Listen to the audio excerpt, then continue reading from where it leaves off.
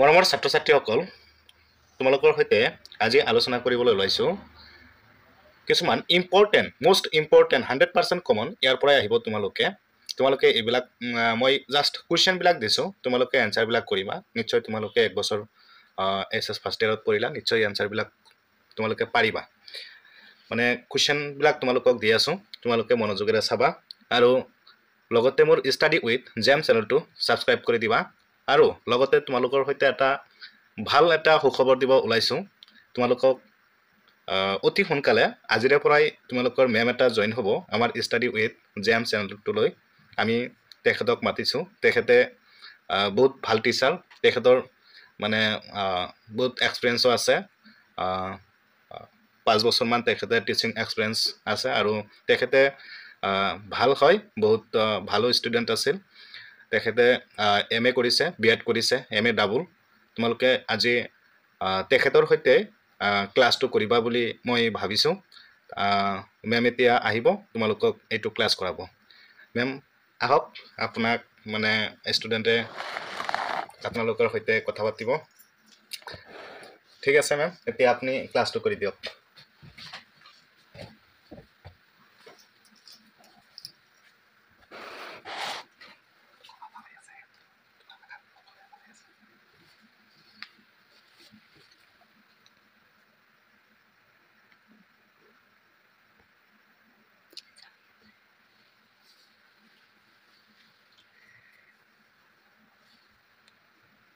Hello' মৰমৰ ছাত্ৰ-ছাত্ৰীসকল আজি তোমালোকে আশা কৰো ভালেই আছে আৰু তোমালোকৰ যিবিলাক এক্সাম দি আছা এক্সাম কিনো তোমালোকৰ ভাল হৈছে চাগে আৰু তোমালোকৰ যেটো হিষ্টৰীৰ আজি আমি কেইটামান কমন কোৱেশ্চন আনিছো আশা কৰো ইয়াৰ পৰাই তোমালোকৰ 100% কমন পৰিব বুলি আমি কোৱেশ্চনখিনি আনিছো আৰু ইয়াতে তোমালোকৰ 50টা মান কোৱেশ্চন আনা হৈছে এইখিনিৰ পৰাই তোমালোকৰ যিখিনি লং কোৱেশ্চন আহিব এইখিনিৰ পৰাই তোমালোকৰ কমন পৰিব আৰু তোমালোকে কোৱেশ্চনখিনি ভালকে চাই যাবা এক নম্বৰত দিয়া হৈছে হাজ্জাসকল কোন আছিল আৰু তেওঁলোকৰ বিষয়ে চমুকৈ আলোচনা কৰা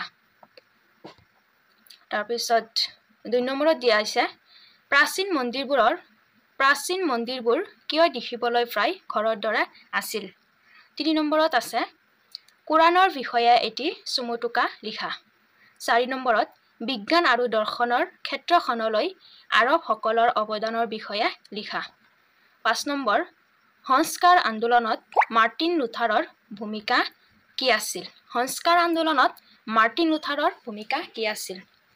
6 নম্বৰত মায়া সংস্কৃতিৰ বিষয়ে চমুটুকা লিখা 7 নম্বৰত আছে চান য়েট চেন কোন আছিল আৰু তেওঁৰ ত্ৰিপুত্ৰ কি আছিল 8 নম্বৰত হৈছে মূল বাসিন্দা কাক কোৱা হয় আৰু দক্ষিণ আমেৰিকা আৰু উত্তৰ আমেৰিকাৰ মূল বাসিন্দাসকলৰ মাজত থকা যিকোনো পাৰ্থক্যৰ বিষয়ে লিখা আৰু 9 নম্বৰত হৈছে ভাপ ইঞ্জিন আৱিষ্কাৰৰ উদ্যোগ আৰু পৰিবহণ ব্যৱস্থালৈ কিদৰে বৈপ্লৱিক পৰিৱৰ্তন আনিছিল এতিয়া 10 নম্বৰত হৈছে প্ৰাচীন বাহিনীবোৰৰ পৰা মেছোপটেমিয়াৰ সভ্যতাৰ বিষয়ে আমি কি জানিব পাৰো 11 নম্বৰ হৈছে মেছোপটেমিয়া নগৰৰ মানুহৰ জীৱন সম্পৰ্কে একটি টুকা লিখা 12 নম্বৰত আছে খলিফাসকলৰ পতনৰ কাৰণসমূহৰ লগতে চুলতানসকলৰ উত্থানৰ কাৰণসমূহ কি আছিল তাৰ পিছত 13 নম্বৰত আছে চেঙ্গিজ খানৰ ঘটনাবহুল জীৱন পৰিক্ৰমাৰ বৰ্ণনা দিয়া আৰু 14 নম্বৰত আছে সামন্ত প্ৰথাৰ সুবিধা আৰু অসুবিধাবোৰৰ লিখা বা সামন্ত প্ৰথাৰ দুখ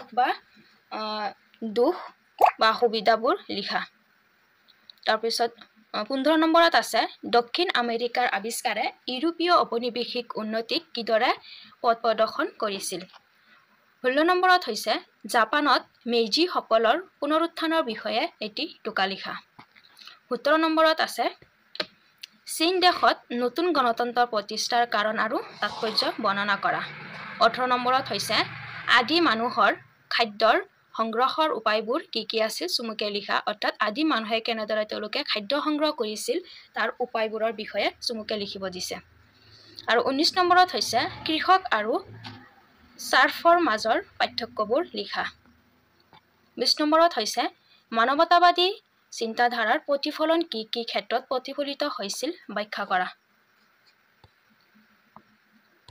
তাৰপিছত 21 নম্বৰ হৈছে শিল্প বিপ্লৱে ইংলেণ্ডত মহিলা আৰু শিশুসকলৰ জীৱনলৈ কি কি পৰিৱৰ্তন আনিছিল চমুটুকা লিখা। তাৰপিছত 22 নম্বৰত হৈছে প্ৰথমে ইংলেণ্ডত কিয় শিল্প বিপ্লৱ হৈছিল আলোচনা কৰা। 23 নম্বৰত বৃহৎ গীৰ্জাবোৰৰ নিৰ্মাণ পদ্ধতিৰ ওপৰত এটি টোকা লিখা। প্ৰাচীন কালত যেহেতু বহুতো গীৰ্জা নিৰ্মাণ কৰা হৈছিল আৰু এই গীৰ্জাবোৰ কেনেদৰে নিৰ্মাণ কৰা হৈছিল এই পদ্ধতিবোৰৰ বিষয়ে আলোচনা কৰিবলৈ দিছে। 24 নম্বৰত হৈছে ৰুবাইৰ বিষয়ে এটি চমুটুকা লিখা আৰু 25 নম্বৰত মংগোলসকলৰ আদি জীৱনৰ ওপৰত এটি টোকা লিখা। মংগোলসকলৰ অৰ্থাৎ মংগোলীয়সকলৰ। তাৰপিছত 26 নম্বৰত ফৰাচী সমাজত তিনিটা শ্ৰেণী কি কি আছিল আৰু তেওঁলোকৰ প্ৰত্যেকৰ বিষয়ে চমুটুকা লিখা। অৰ্থাৎ ফৰাচী সমাজত তিনিটা শ্ৰেণী বুলিলে অভিজাত শ্ৰেণী, পুৰোহিত শ্ৰেণী আদি কৃষক শ্ৰেণী, এই তিনিটা শ্ৰেণী হৈছে ফৰাচী সমাজত বিশেষকৈ তিনিটা শ্ৰেণী।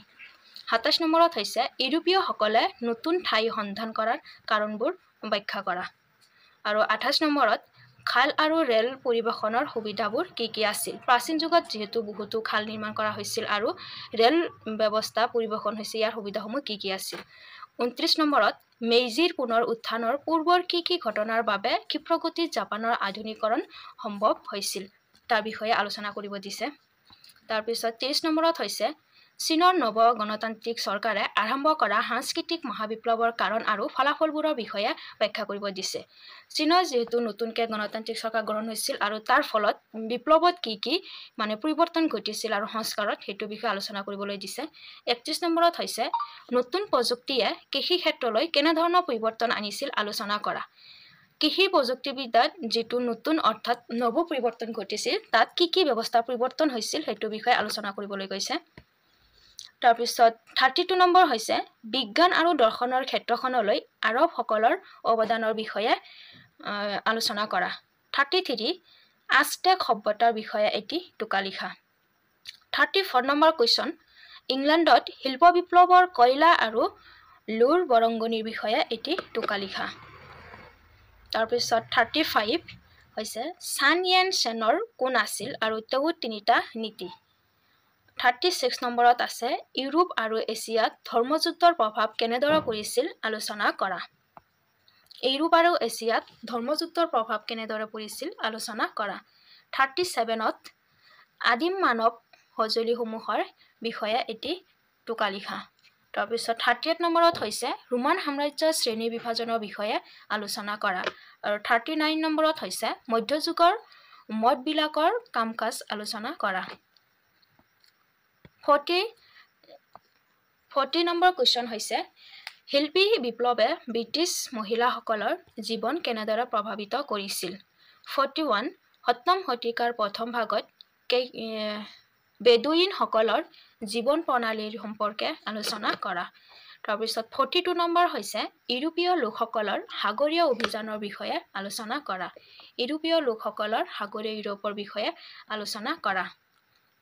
43 নম্বৰ কুৱেশ্যন হৈছে জাপানৰ ক্ষিপ্ৰ উদ্যোগীকৰণে ইয়াৰ প্ৰতিবেশী দেশৰ লগত যুদ্ধ হোৱাত আৰু পৰিৱেশ ধ্বংস কৰাত ইন্ধন যোগাইছিল, ইয়াৰ বিষয়ে ব্যাখ্যা কৰিব দিছে। 44 মানৱতাবাদৰ বৈশিষ্ট্যবোৰ আলোচনা কৰা। 45 হৈছে মানৱ বিৱৰ্তনৰ বিষয়ে এটা চমুটুকা লিখা। 46 নম্বৰ কুৱেশ্যন হৈছে 46ত হৈছে বিশ্ব ইতিহাসত মংগোলসকলৰ স্থান সম্পৰ্কে আলোচনা কৰা। বিশ্ব ইতিহাসত মংগোলীয়সকলৰ যি এক স্থান আছিল এইটো বিষয়ে আলোচনা কৰিব দিছে। 47ত ধৰ্মযুদ্ধৰ বিষয়ে এটি টোকা লিখা। ধৰ্মযুদ্ধৰ বিষয়ে এটি টোকা লিখা। তাৰপিছত হৈছে 48 নম্বৰ কুৱেশ্যন। 48ত হৈছে ৰোমান সাম্ৰাজ্যৰ শ্ৰমিকৰ পৰিচালনাৰ সম্বন্ধে এটি টোকা লিখা। 49ত হৈছে ৰোমান সাম্ৰাজ্যৰ সমলসমূহৰ বিষয়ে এটি টোকা লিখা আৰু 50 নম্বৰত হৈছে চীনত কমিউনিষ্ট পাৰ্টিৰ উত্থান সম্পৰ্কে আলোচনা কৰা। চীনত যিটো কমিউনিষ্ট পাৰ্টিৰ উত্থান হৈছিল এই কমিউনিষ্ট পাৰ্টিৰ উত্থানৰ বিষয়ে আলোচনা কৰিব দিছে আৰু 51 নম্বৰ হৈছে কুৰ্নানৰ বিষয়ে এটি চমুটুকা লিখা। আজি এইখিনিয়ে আছিল তোমালোকৰ লগত ডিছকাছ কৰা আমাৰ কুৱেশ্যন আমি ইয়াতে 50টামান কুৱেশ্যন আনিছোঁ আৰু আশা কৰোঁ ইয়াৰ পৰাই তোমালোকৰ যিখিনি লং কুৱেশ্যন আছিল 100% ইয়াৰ পৰাই কমন পৰিব আৰু তোমালোকে এইখিনি ভালকৈ চাই যাবা যাতে তোমালোকে গোটেইখিনি এক্সামত গোটেইখিনি 100 মাৰ্কৰ কুৱেশ্যন এনচাৰ কৰিব পাৰা তাৰ বাবে আমি 50টামান লং কুৱেশ্যন আনিছিলোঁ আৰু তোমালোকে এইখিনি ভালকৈ ষ্টাডি কৰি যাবা থেংক ইউ